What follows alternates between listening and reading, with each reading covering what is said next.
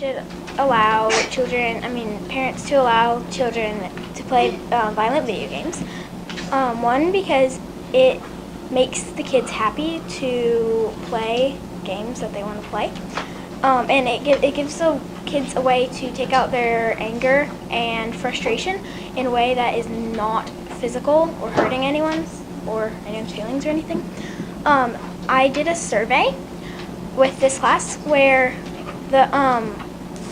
out of 22 people, 14 said that children should be allowed to play violent video games, and then only 3 said negative effects. Children do violent things to other children, and if they get hooked on this one game that's very violent, they tell all their friends, and that's just a hate environment. And sometimes if you play online, there's cuss words and blood, and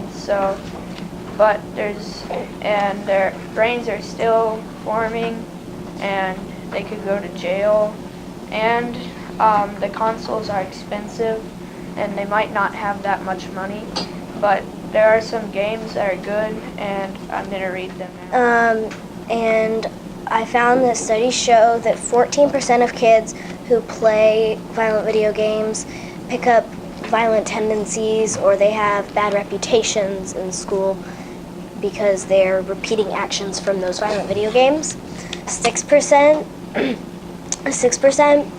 get worse grades because they don't study, they just throw their homework aside and go on to these violent video games, and they repeat actions.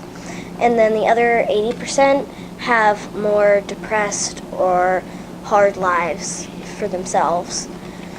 And what Stella said at the very beginning about taking your frustration and anger out on the game without hurting anybody. Well, what if it's an online game and you're cursing or you're getting mad at the people on the game? Then you're still hurting people's feelings, just not face to face. Hey, there's some violent video games that have graphic options, such as Call of Duty Black Ops 3, where you can turn off the swearing and the gore.